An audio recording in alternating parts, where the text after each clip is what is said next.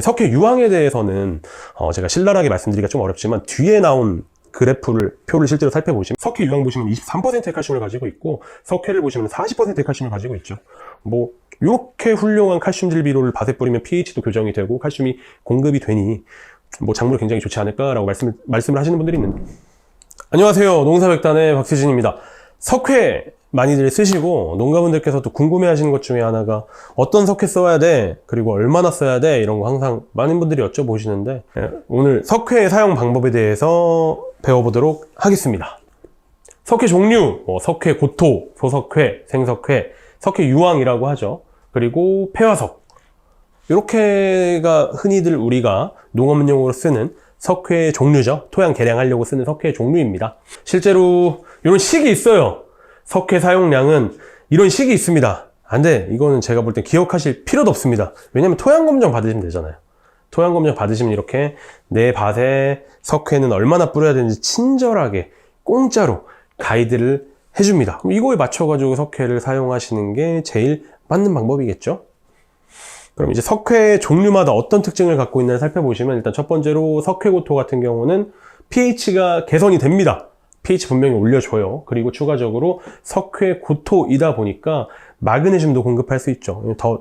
요 석회고토라는 게 결국에 탄산칼슘과 탄산 마그네슘으로 혼합한 거니까요. 마그네슘도 공급할 수 있는데 엄청난 완효성이다. 이건 용해도랑 관련이 있는 부분이고요. 소석회도 마찬가지로 토양 pH를 개선할 수 있고 완효성 제품입니다. 용해도가 석회고토보다는 조금 더 나은 제품인 거죠. 그리고 생석회는요, 토양 개량도 분명히 토양 pH를 높일 수 있고 조금 더 빠르게 지금 석회고토나 소석회보다는 훨씬 더 빠르게 pH를 높일 수 있지만 토양 개량제로 사용하기에는 조금 가성비가 떨어진 제품이죠. 조금 아까 나왔던 그 두 가지 제품보다 비싸니까요.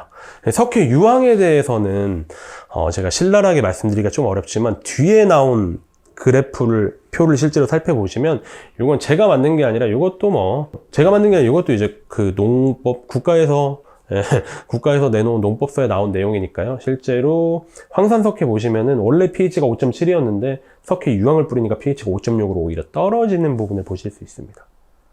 그래서 토양 개량용으로 사용되기에 석회 유황은 좋은 형태의 석회가 아니다라는 거고요. 이 석회를 뿌리시는 거랑 질소를 뿌리시는 거가 좀 안 좋은 영향을 일어나는데, 보통 우리가 토양 개량을 하기 위해 석회를 뿌리고 그 다음에 비료를 뿌리죠. 밑거름을 뿌리고 웃거름을 뿌리고 1년이 지나고 나서 밭의 pH를 체크해보면 또 이제 밭이 산성화가 되어 있습니다. 비료를 뿌렸으니까요. 더 정확하게 말씀드리면 암모니아태 형태의 질소를 뿌렸으니까요. 암모니아태 형태의 질소를 뿌리고 토양 pH가 떨어지고 산성화가 됐으니까 또다시 석회를 뿌리죠. 그 다음에 또 이제 암모니아태 질소를 뿌리고, 이런 것들이 반복이 되는데, 이 반복되는 과정에서 암모니아 가스가 휘산이 되어 버립니다. 암모니아태 질소와 석회에 들어있던 수산화이온이 만나면서 암모니아 가스가 휘산이 되고 암모니아 가스가 분출이 되면서 작물에 데미지를 줄 뿐더러 내가 뿌린 양의 질소를 온전하게 이용할 수 없다라는 문제가 발생한다는 거죠.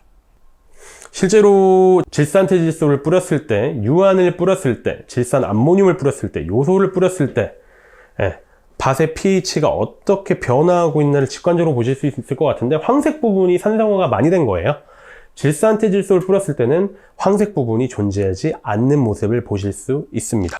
질산태 질소를 뿌렸을 때는 밭에 산성화를 막는 모습을 보실 수 있어요. 결국 지금 제가 말씀드리고 싶은 부분은 석회 이렇게 종류들과 특징에 대해서 말씀을 드렸고, 석회와 질소, 암모니아태 질소를 같은 밭에 뿌렸을 때 암모니아 가스가 휘산이 되면서 질소질을 낭비시키고 작물에 데미지를 끼치는 문제점에 대해서 말씀을 드린 거잖아요.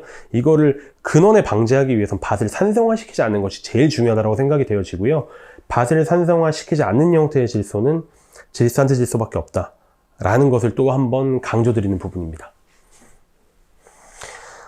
석회를 토양의 pH를 개량하기 위해, 화학성을 개량하기 위해 뿌리는 거 외에 칼슘 공급원으로 뿌리시는 분들이 굉장히 많으십니다. 실제로 석회 유황 보시면 23%의 칼슘을 가지고 있고, 석회를 보시면 40%의 칼슘을 가지고 있죠. 이렇게 훌륭한 칼슘질 비료를 밭에 뿌리면 pH도 교정이 되고 칼슘이 공급이 되니 뭐 작물에 굉장히 좋지 않을까라고 말씀을 하시는 분들이 있는데, 아까도 말씀드렸다시피 석회고토는 엄청난 완효성이고 생석회는 그거보단 덜하지만 완효성 제품이잖아요. 이런 거 자체가 얘기하는 게 용해도가 굉장히 떨어진다는 얘기예요.